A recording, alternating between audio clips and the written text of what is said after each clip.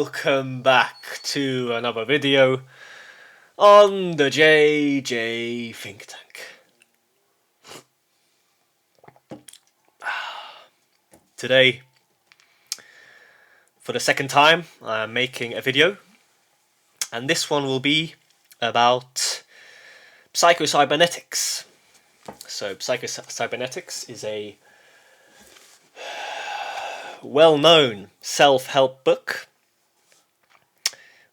It's a famous self-help classic, and one that is recommended by Tony Robbins. So I attended Tony Robbins's online seminar, free online seminar in January for 3 days, and I have to say it was a good experience. I mean, the guy, Tony Robbins, is a great guy. He's got a great personality. I don't know why I'm laughing. He just makes me laugh. He's got a great personality. I think he's got a big heart. I mean, he's a good guy. Yes. Perhaps he doesn't talk about the problems in our world as much as he should, but he takes action. Yes, he's doing a lot of good things, and as the Bible famously says, as Jesus famously said, judge them by their fruits. Yes, judge them by their fruits. And this is the rule I use, and I get good vibes from Tony Robbins, good energy. And so overall, I like him. Yes, of course, he's not a philosophical thinker. Really, he's not a thinker. Yes, he is a thinker, but he's more a man of action. Yes, so we shouldn't judge him based on his thought, based on his philosophy. Really, I think, because he's not really trying to change your worldview. He's just trying to change your mental state. Yes, your physiology. And so this is why he's so great. Really, he's got this subtle genius to him, because he's able to change people's lives. Yes. So I don't believe he's a fraud. I mean, I understand the criticism. People say that he's offering a pipe dream for a lot of people out there. But I think, again, people are misconstruing what he's trying to say. They're misconstruing his message. He never says specifically that you will be yes, a beast. You will be famous. You will be your own guru. You will achieve worldwide fame. All this nonsense. So there's this psychologist called Sam Vaknin. You can find him on YouTube as well. So I listen to him. He helps me. I must say that he helped me as well, because he talks about narcissism. He talks about narcissistic abuse. He talks about topics such as these, and these topics have helped me to understand myself more. But I think he's wrong when he analyzes Tony Robbins. He's too pessimistic, too negative. I smell some underlying hate there, and yes, but then again, we can't expect miracles. Yes, we can't be deluded. But we can improve our lives, and this is what Tony Robbins talks about. Really, you can change your life. You can make your life better. You might not achieve the successes and the heights of others, but you can make your life better, and this is all that matters, really. And you just have to adopt a more down-to-earth approach. Just go your own way and see what happens, really. So yes, this book is recommended by Tony Robbins. I'm sure he recommends many other books, but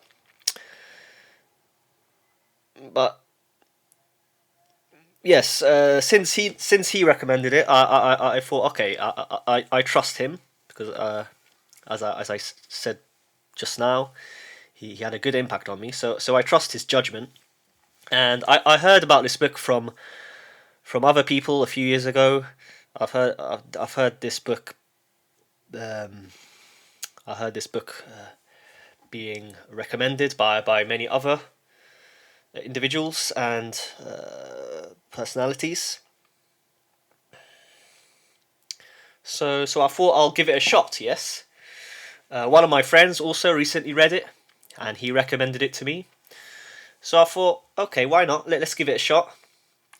Because when I saw this book, I had a negative thought about it before, because the title it's Psycho-Cybernetics. So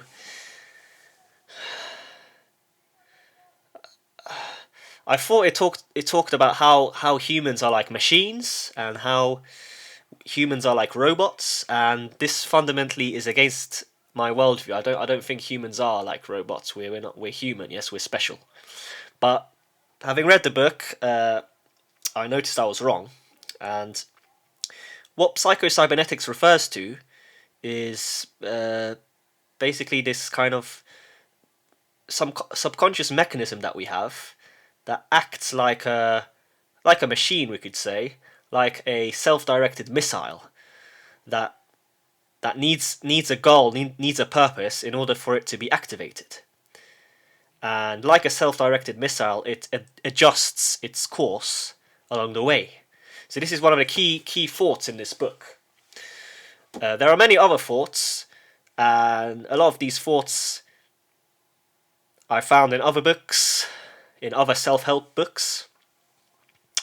But the language that Maxwell Maltz uses in the book is very clear. It's logical. It's rational, and it had a massive impact on me. I have to say, I think it definitely shed a lot of light on the subconscious, on how happiness and success are habits. Yes, there's a line here that says this, and I'd like to simply share my thoughts with you, because perhaps this information will help you to make improvements in your life.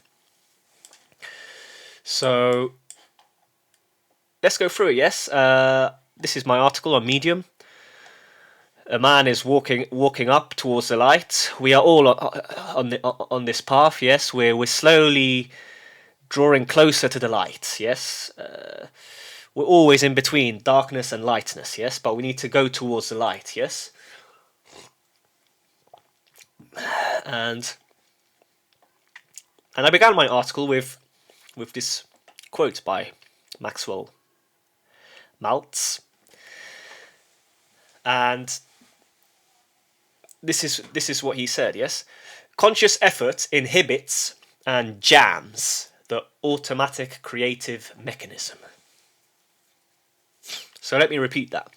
Conscious effort inhibits and jams the automatic creative mechanism. And that's a brilliant quote. I guess this refers to the idea of flow, yes? We want to enter the flow state, we want to surrender to the present moment. Because when we do this, we achieve positive outcomes. We're more effective, we're more functional. And there are many ways to activate this automatic creative mechanism. And this is the main idea, and Maxwell Maltz, he expands on this sentence, on this idea, and shares how we can do this, yes? And I'll share the most important points here with you now. So I don't want to repeat myself. I talked about the free online seminar by Tony Robbins. And yes, I talked about how the book wasn't about us being like machines. It was about about how our subconscious acts like a machine. How we need to have a goal and a specific purpose, a higher goal, in order for it to start functioning like a machine. Yes. Maltz states many times that he believes in God, a supreme creator, and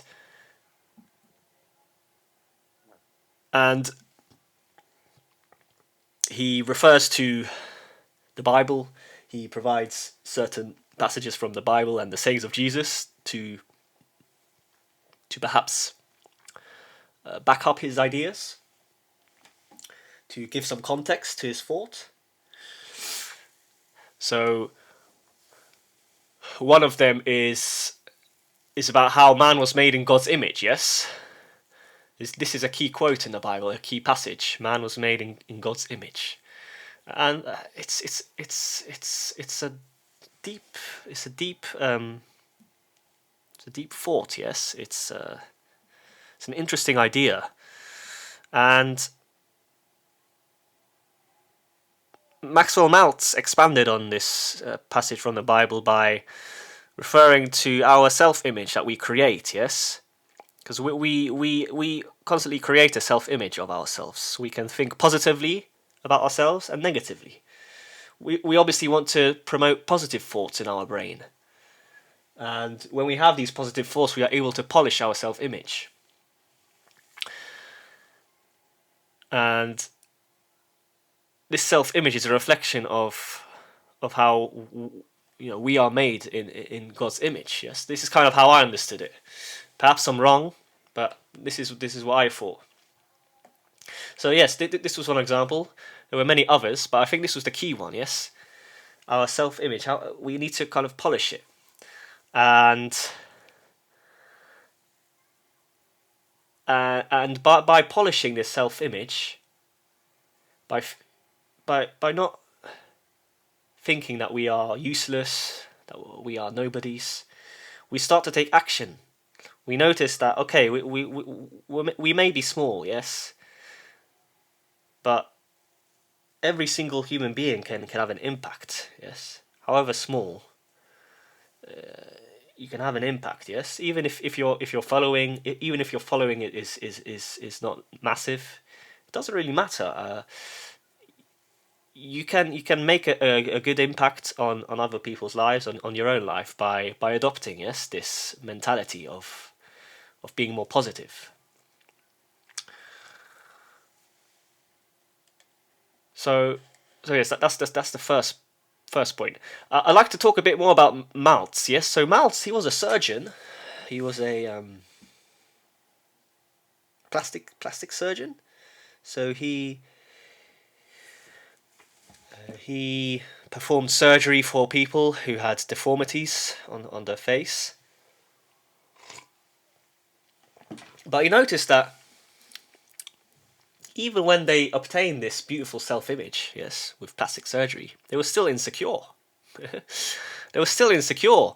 So this shows that what matters is what we find inside. Yes, what matters is what you think inside about yourself. And here again, I mean, we could expand on this topic for an eternity. Yes, about the inward nature, about this inward, yes, about the inward subjective nature of our humanity, and how when we go inward, like Kierkegaard said, when we become more subjective, we start to get closer to God. We start to grow closer to God. Yes. So this thought came into my mind as I read the book by Maxwell Maltz. So now let's return to this servo-mechanism. And this servo-mechanism, this machine-like quality of our subconscious, is key, yes, but we can only activate it. Obviously, it won't always be activated. Sometimes we might have low periods in our life when perhaps it won't be, yes, but we need to constantly try and activate it, yes, and in order to do so, we need to have a clear-cut goal. We need to know ourselves, yes. We need to know what actually motivates us. What do we find interesting? What are we? I know this is a bit cheesy, but what are we passionate about? A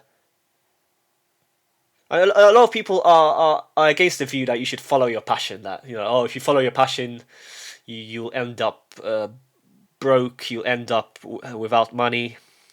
I mean, I guess this is true, this is possible.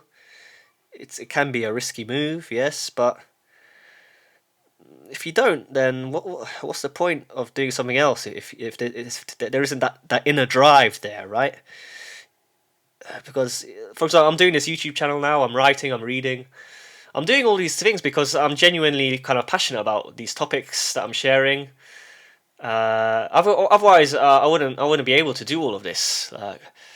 Uh, so I mean, I think this is bad advice. You should follow your passion. Obviously, you need to take care of your finances, and perhaps sometimes you need to work because your passion doesn't earn you enough money. But I think this is bad advice. You need to follow your passion. You need to kind of intuitively, you know kind of what motivates you. What do you like doing? You know, how do you want to change the world? And therefore, passion is the source, I think, of having this clear-cut goal. And once we have this passion, once we have this goal, this objective, this kind of overall, it may be quite foggy, but if we have a rough idea, yes, I know kind of where I want to be in a few years, yes, we start to function more smoothly, yes, and we adjust our behavior, etc., to achieve this big aim, yes, that we have. Perhaps we won't reach the heights that we imagine in our mind, yes, but still better to try than not to do anything, yes, and regret doubly afterwards. So I think that's a worse feeling when you're older in life, you look back and you thought, man, I could have done a bit more, you know, I could have gone for it. And this thought haunts me. Like I think, man, because I've lived in fear for most of my life. I have to be honest. I've lived in fear, and I think it's held me back. And I'm just trying to break free, man, from this fear because it's not a good way of living. You need to break through the fear, and for some people it's easier. For others it takes a while. Yes, I'm still on this journey, but I'm trying to overcome this fear. And here I know this is a bit general, a bit kind of it's not precise, but Jesus helps you overcome fear. Jesus is the only idea, the only person, the only figure that can help you overcome this fear. I have to be honest. I mean, it's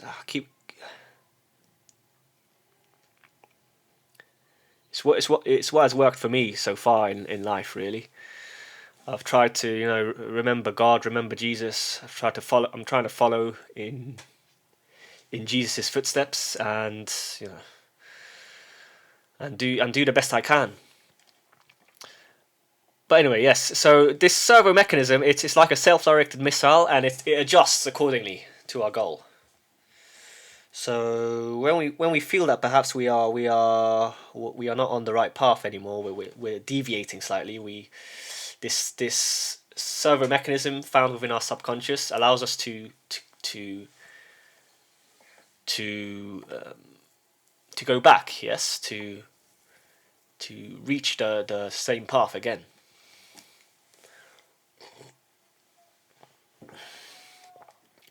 So yes, this is one of the key books made in a book. So now I want to talk a bit more about the mental picture. So the mental picture is this self-image that we have of ourselves, yes? And this mental picture, it constantly interacts with our unchanging real self. Our unchanging real self, it's hard to find, yes, but it's there, I think, within us.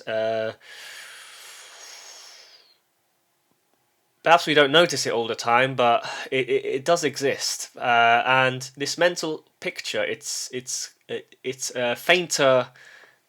We could say it's a more faint outline of the unchanging real self. And when we improve our mental picture, we get closer to our real self. And here I have to quote him because this will really clarify the issue. So this is what Maxwell Maltz wrote. Changing your self-image does not mean changing yourself or improving yourself, but changing your own mental picture, your own estimation, conception, and realization of that self. And that's a really interesting thought. You can't change yourself. I had this problem in my life. I try to be someone else. I try to be someone different. I try to be like other people. I try to follow other people, be like other people. I try to do exactly what my parents said sometimes. But in the end, I didn't feel fulfilled. I knew there's something wrong. You know, I'm not doing what I'm meant to do. And over the years, I guess my purpose has been revealed to a degree, and now I'm just really trying to fulfill this purpose to the best of my abilities. Obviously, along the way, because I was lost, I had different experiences and I learned from them. Yes, but yes, ultimately, we want to follow our true purpose on this earth. So yes, this is the key. A key sentence that I remember from the book: changing your self-image does not mean changing yourself or improving yourself, but changing your own mental picture, your own estimation, conception, and realization of that self. So this is key, yes.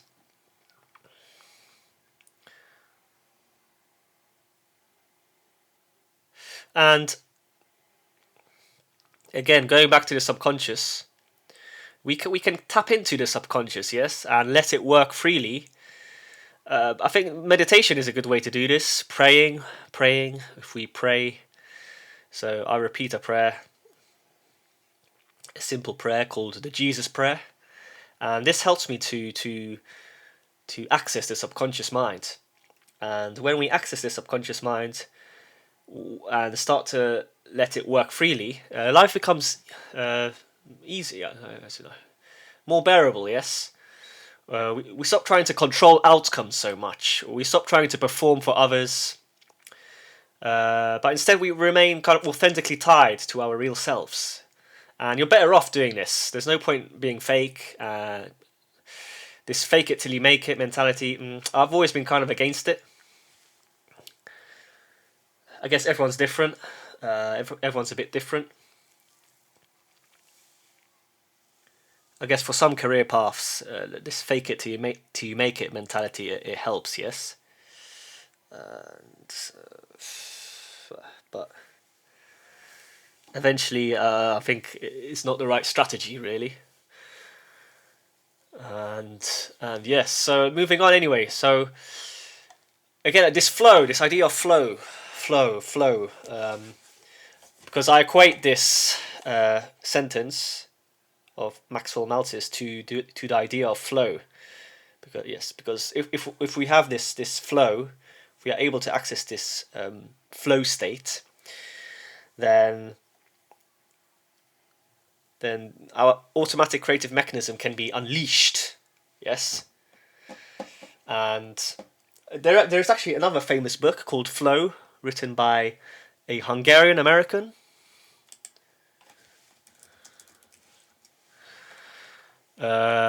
Flow, The Psychology of Optimal Experience by Mihaly Csikszentmihalyi. It's a difficult surname to pronounce. Hungarian is a very difficult language. But yes, I heard a lot about this book. I also bought it recently. I haven't read it yet, and I'm sure it's a great book as well. Perhaps once I read it, I will also give it a review and share some thoughts.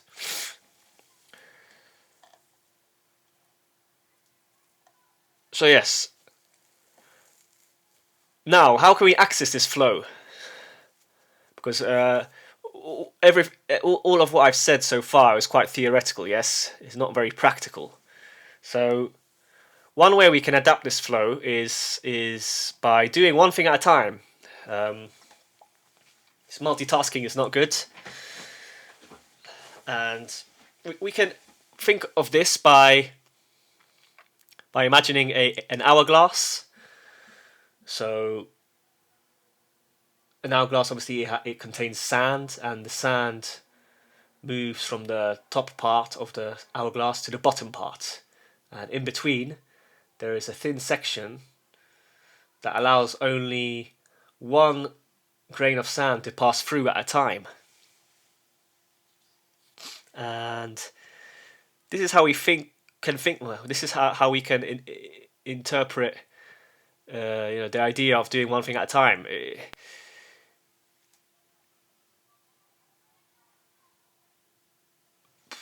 If our focus is distracted, if we keep on thinking about different things, about various tasks, we end up not doing anything. Yes, I definitely noticed this, and yes, this reiterates the idea. Yes, how we need to do one thing at a time. Another way is forgiving. It's by forgiving, but using forgiveness not as a weapon, but as a therapeutic tool. Now, this was a great thought of Maxwell Maltz's. I've definitely been guilty of the former. So I've used forgiveness as a weapon rather as a therapeutic tool. Yes, and this is what Maxwell Maltz says about therapeutic forgiveness. It cuts out, eradicates, cancels, makes the wrong as if it had never been. And again, we can think here of the Bible, yes, and the famous passage, forgive others just like you forgive yourself. Yes. What's the?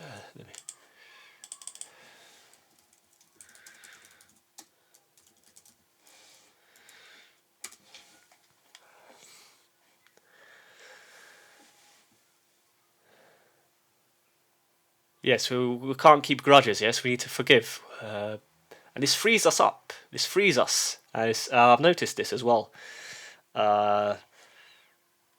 When you forgive yourself and you forgive others, when you stop moralizing, and you stop judging others. You stop placing high standards on others without placing high standards on yourself. You improve your life, and this is important. This frees us up.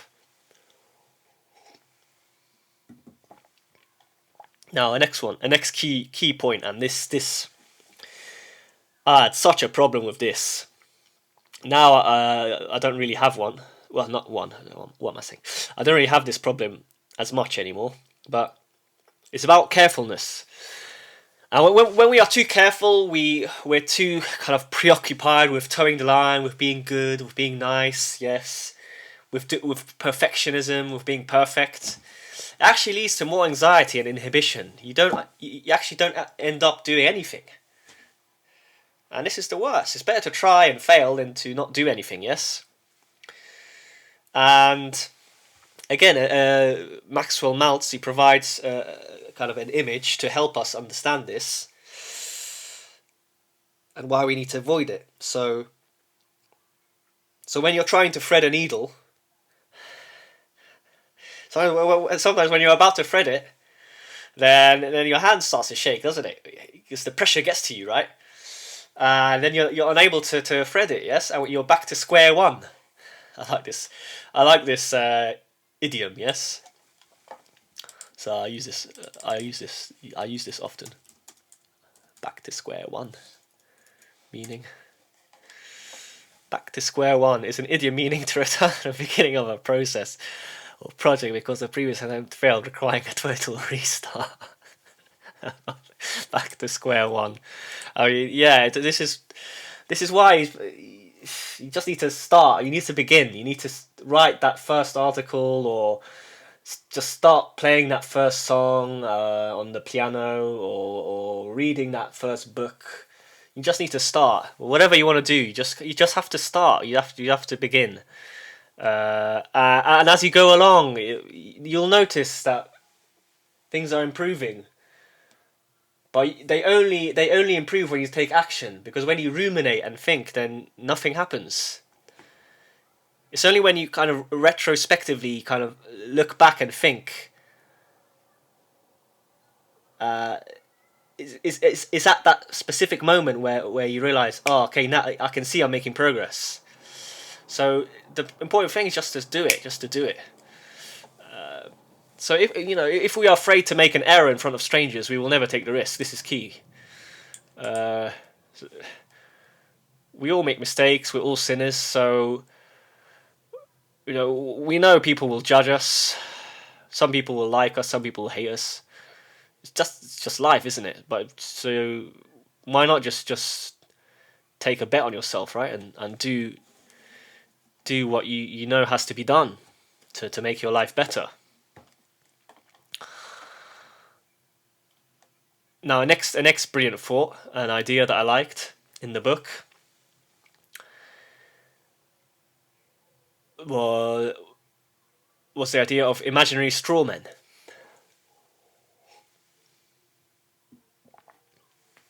And it's funny, it's strange, because I've got this little not a painting, but yeah, well, yes, it is a painting on my wall here of a straw man. I don't know if you can see it, but I got this from my auntie. I think from my I think it's from my auntie, one of my Polish aunties. So I don't know if you can see it, but there it is. And what Maxwell Maltz says is that we often conjure up these imaginary straw men when we begin to worry. And we think, oh, what will happen? Oh, what will they think of me? Oh, we're worried that if we do something, then something bad will happen. We catastrophize, yes?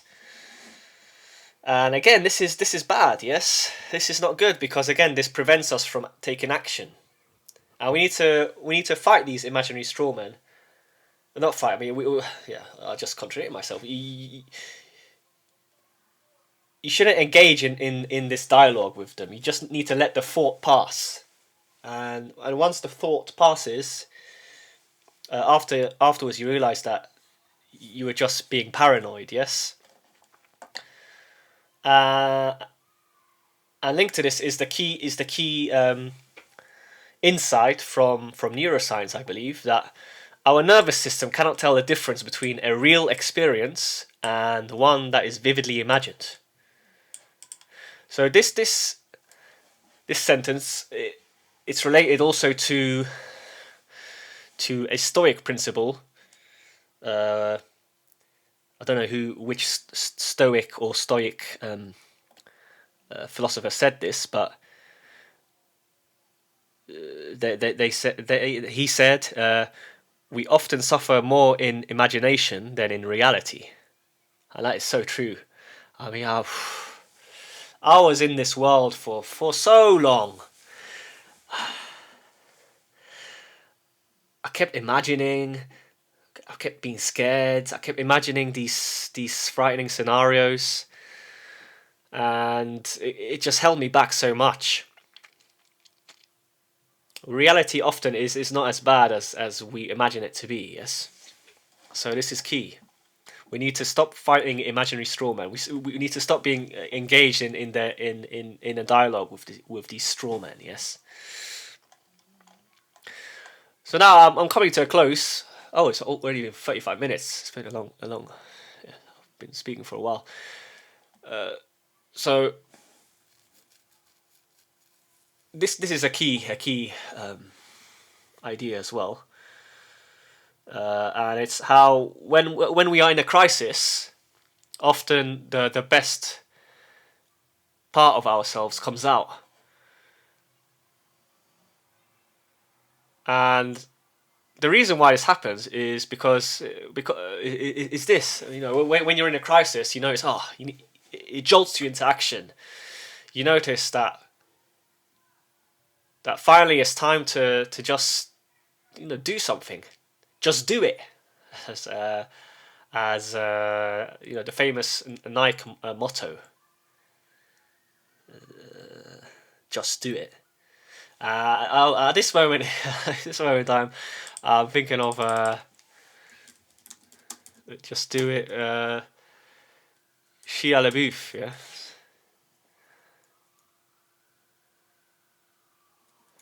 It's funny. Shia LaBeouf, motivational speech. I remember I watched this a few years ago and I laughed a lot.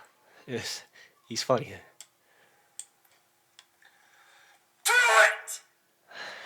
Just do it! Don't let your dreams be dreams. Yesterday you said tomorrow, so just do it! Make your dreams come true! Just do it! A lot of passion, man. I love this passion, man. Some people dream of success while you're gonna wake up and work hard at it. Nothing is impossible. You should get to the point where anyone else would quit, and you're not gonna stop there. No, what are you waiting for? Do it! Just do it! Yes, you can! Just do it! If you're tired of starting over, stop giving up.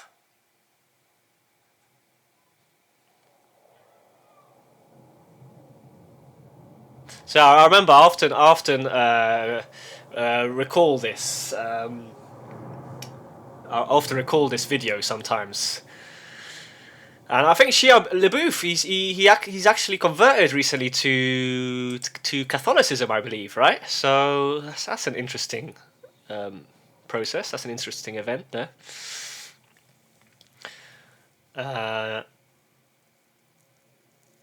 And yes, so in these moments when our backs are against the wall, paradoxically, this is when we start to finally put some trust in ourselves. Yes, we start to fight back. Yes, so we have to accept the challenge fearlessly. We have to expend our strength, confidently expend our strength, maintain our aggression instead of evading. So when you evade, makes things worse. And Maxwell Maltz provides real world examples that suggests that there is some form of mechanism in our nervous system that is activated when we are in such a situation. Yes, when our backs are against the wall, and he talks about a single elderly man who was able to carry an upright piano out of his house when it was on fire. So he was able to do this on his own. Usually, in order to move a piano out of your house, you need at least 6 people, right?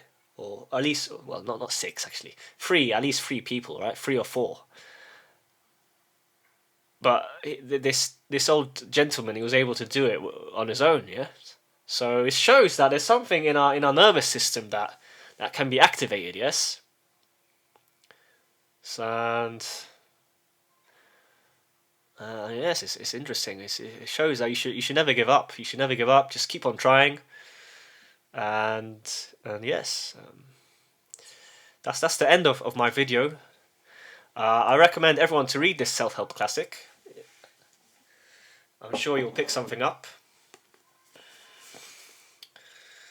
and yes, it's sold millions of copies. It's been translated into dozens of languages. So it's certainly had an impact on people's lives. And I like to end my video with this quote. We must have courage to bet on our ideas, to take the calculated risk, and to act. Everyday living requires courage if life is to be effective and bring happiness. Maxwell Maltz. So yes, if you like the video, don't forget to like and subscribe. It will help me grow the channel and spread more vital information that I think will help a lot of people out there. If you like the video even more, consider donating at Buy Me a Coffee. And yes, that's all for today. Once again, thank you for listening. If you made it this far, I appreciate it. All the best. Take care.